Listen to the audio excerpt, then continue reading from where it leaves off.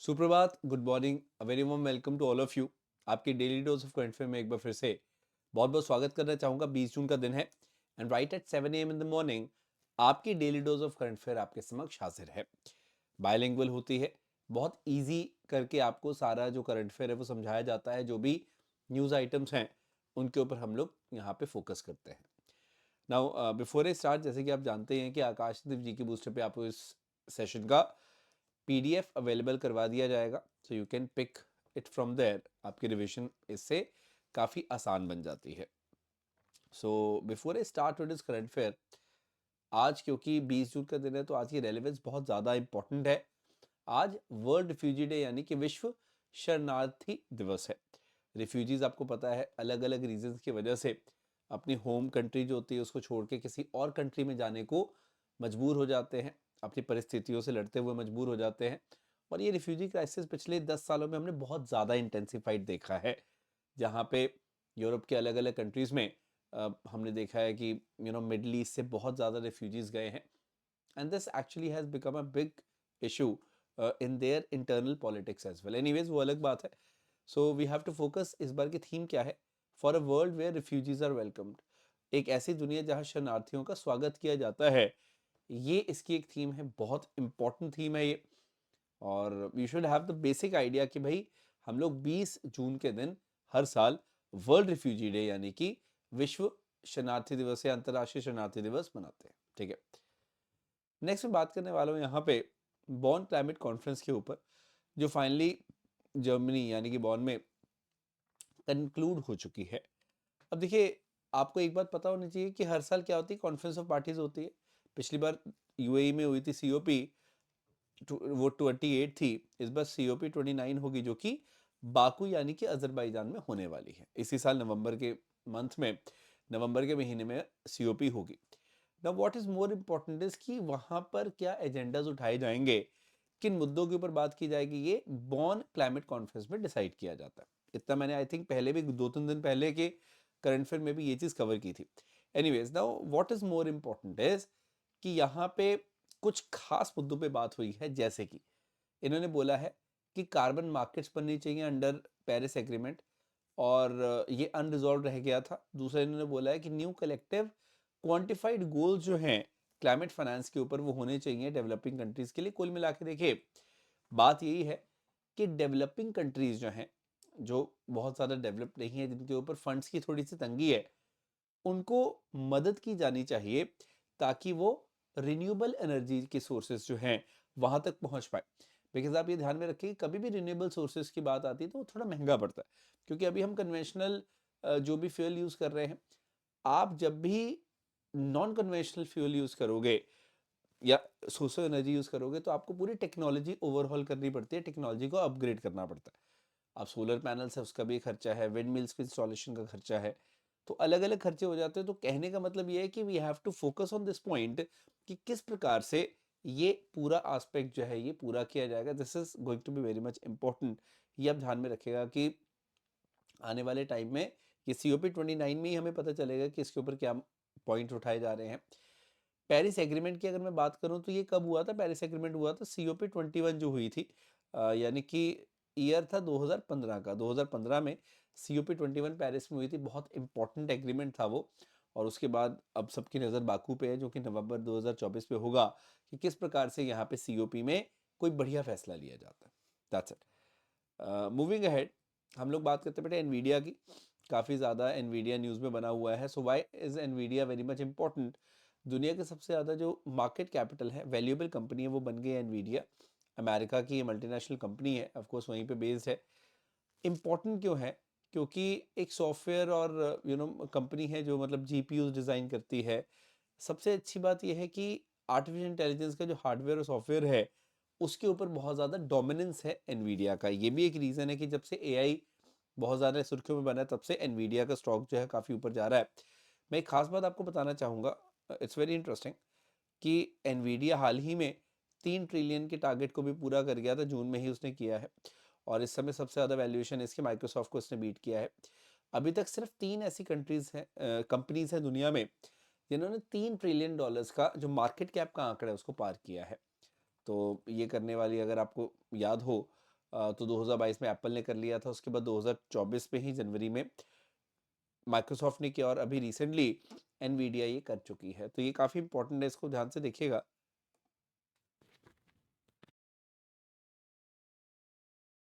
ये दिख रहा है आपको? तो यहाँ पे ये पता चल रहा है आपको, काफ़ी इंटरेस्टिंग है ये वैसे जो टेबल मैंने आपके समक्ष लाया। एनवीडिया ने 2023 में ही अभी 1 ट्रिलियन का आंकड़ा टच किया था। फेब में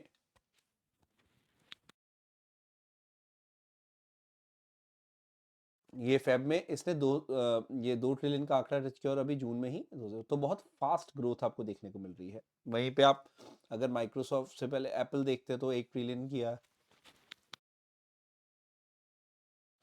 फिर 2 ट्रिलियन कब किया, और उसके बाद ये स्टेडी ग्रोथ है। एनीवेज, सो आपको ये पता होना चाहिए कि टॉप की जो कंपनीज हैं मार्केट कैप्स में वो यही है। वैसे तो सभी अमेरिकन कंपनीज है, बस सऊदी अरामको जो है वो एक नॉन अमेरिकन कंट्री है।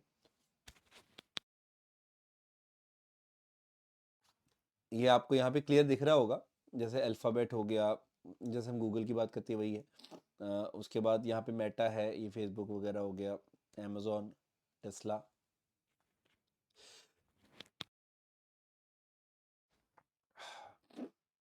क्लियर है बेटे इतना? So that's a very basic point you got to keep in your mind. बहुत ज़्यादा ये इंपॉर्टेंट चीज़ें हैं जो कि मैं आपको बताता रहता हूँ। आगे बढ़ते हैं। अब मैं एक बहुत इंपॉर्टेंट प्लेस इन न्यूज़ की बात करना चाहूँगा। I beg your pardon, I think मुझे थोड़ा सा कोल्ड है, उसकी वजह से थोड़ा सा I am not well. Anyway, so we have to understand one thing. हम एंशियंट पर्ल सिटी की बात करते हैं तुआम के नाम से। तो यूएई का जो सिनिया आइलैंड है, ये मतलब अगर मैं बात करूँ यूएई का, तो यहाँ पे we have got the Siniya island, United Arab अमीरात में, दुबई के पास ही है वैसे ये। तो हम लोग बात करते हैं सिनिया आइलैंड की। तो we have to understand one thing, archaeologist have found the remains of old city of Tuam. तो बस इतना भी याद रखना कि तुआम बहुत ज़्यादा न्यूज़ में थी, ओल्ड सिटी। ये कौन सी कंट्री में मिली है? बहरीन में मिली है, यूएई में मिली है, ओमान में मिली है, मिडल ईस्ट में कहाँ पर मिली है, दैट्स इंपॉर्टेंट। तो ये हमें पता होना चाहिए कि it's a pearl city. Pearl मतलब मोती निकाले जाते थे ना पहले पहले टाइम पे, मोतियों का ट्रेड होता था, पर्ल ट्रेड होता था।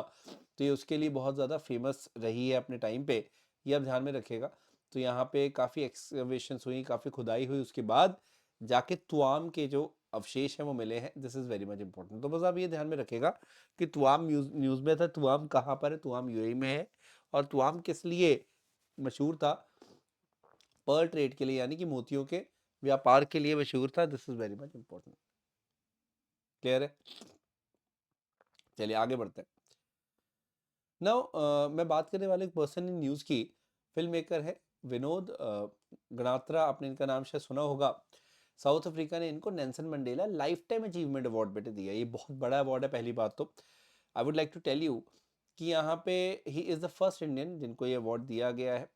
और अभी recently 7th Nelson Mandela children film festival हुआ, तो वहाँ पे अवार्ड मिला है। बेसिकली ये भी चिल्ड्रन फिल्म मेकर ही हैं, बच्चों की फिल्में बनाते हैं, उनको कुछ अच्छा मैसेज मिल जाए उसके लिए फिल्में बनाते हैं, और इसीलिए इनको अवार्ड मिला। तो पहले तो दो तरह के क्वेश्चन बन सकते हैं।